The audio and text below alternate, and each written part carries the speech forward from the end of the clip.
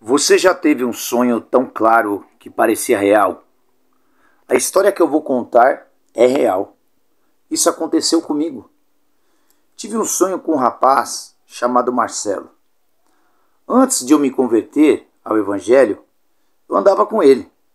Praticávamos muitas coisas erradas juntos.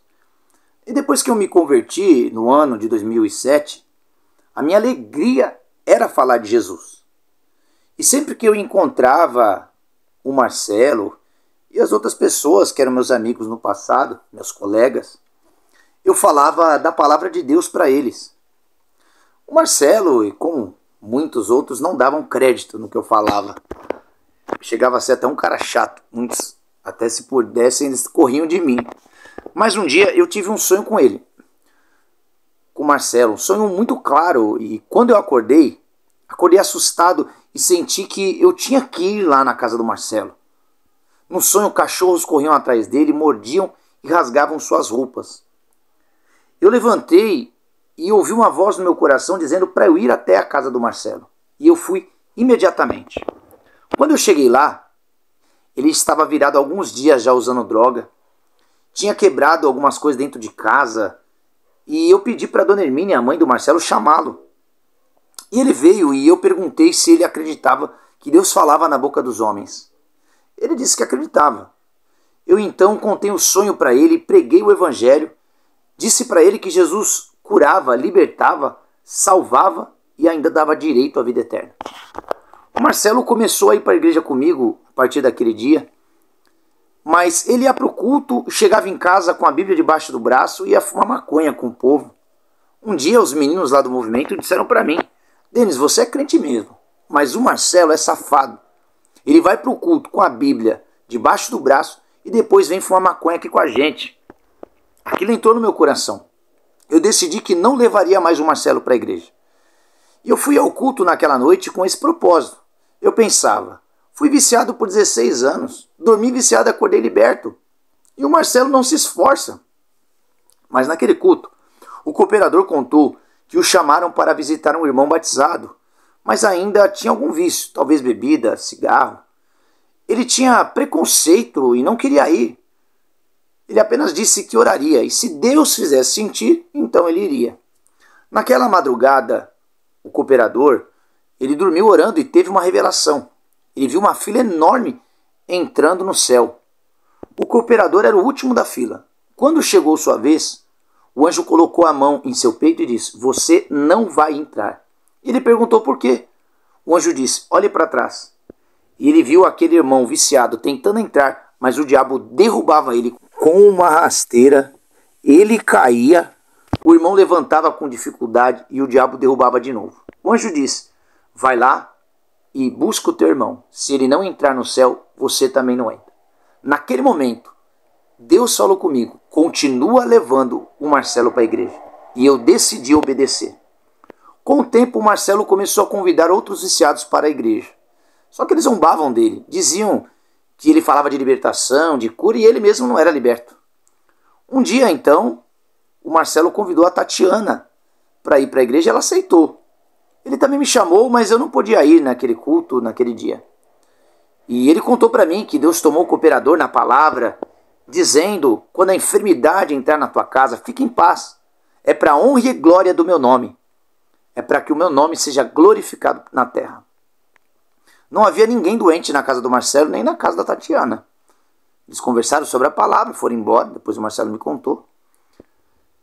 Semanas depois, Luan, que era o filho da Tatiana, que o Marcelo convidou para ir na igreja naquele dia, contraiu meningite bacteriana. E ele foi desenganado pela medicina, ficou internado no hospital Emílio Ribas, ali no Hospital das Clínicas. Um dia eu cheguei lá no trabalho, que eu trabalhava junto com o Marcelo, vi ele triste, estava segurando a ferramenta, bem triste, e eu falei para ele: ô Marcelo, o que está acontecendo? Você está triste por quê? Ele falou: ô Denis, meu sobrinho Luan está desenganado pela medicina, está com meningite bacteriana. Na hora eu lembrei da palavra que ele me contou. Falei: Marcelo, lembra da palavra? Que a enfermidade entraria na casa de alguém, mas não era para a morte, era para a glória do nome de Deus, para que ele fosse glorificado. Naquele momento eu vi a fé entrando no Marcelo, os olhos dele brilharam. Ele largou a ferramenta e disse: eu vou em casa agora. Se o gerente vier aqui, diz que eu fui pro banheiro, tá bom? Eu falei, vai lá. Ele correu para casa. E depois ele contou para mim que no caminho para sua casa ele fez um propósito com Deus. Se ele encontrasse o Anderson e a Tatiana no quarto do barraco, ele contaria a palavra e chamaria os dois para orar. O Anderson é o pai do Luan, marido da Tatiana. Quando chegou, os dois estavam lá no quarto. Ele contou a palavra, a Tatiana ouviu, lembrou da palavra. O Anderson resistiu, não quis orar. Vocês querem rezar, vocês rezam. Os dois se ajoelharam, a Tati e o Marcelo. Só que a presença de Deus invadiu o lugar e a palavra de Deus se cumpriu. Diante de mim, todos os joelhos se dobrará e toda a língua confessará que Jesus Cristo é o Senhor, para a glória de Deus. E aquele que, coração duro, que dizia que o homem não chora, caiu de joelhos chorando na presença de Deus. Alguns dias depois, fomos visitar o Luan no hospital. O médico disse, não sei como esse menino está vivo. A quantidade de bactérias que ele tem parece uma laranja inteira dentro dele. Por muito menos do que isso, já vi muitas crianças morrerem. Se ele sobreviver, ele não vai andar, não vai falar, não vai enxergar direito, ouvir, ele vai ter sequelas graves, com certeza. Luan saiu do hospital sem andar de fato, mas não morreu. Voltou lúcido e na cama foi feita uma oração para ele. Alguém profetizou. Luan, em nome de Jesus, você vai andar por esses quintais, você vai brincar, você vai ser normal. Depois daquela oração, o Luan começou a andar normalmente. Deus o libertou por completo. Não vou dizer completamente, porque ele teve uma sequelazinha bem pequena. Num dos ouvidos ele não ouve muito bem, não tem 100% da audição. Mas uma pequena sequela, isso não impede ele de ser uma criança totalmente normal. Através desse milagre, Deus converteu o Marcelo. Libertou ele das drogas, preparou um casamento para ele. Ainda salvou a avó do Luan, a Milene. E assim Deus fez esse grande mover, esse agir, através de uma revelação, um sonho. Existem sonhos que são apenas uma perturbação, uma inquietação. Outros sonhos parece que não tem sentido, mas existem sonhos que são revelações.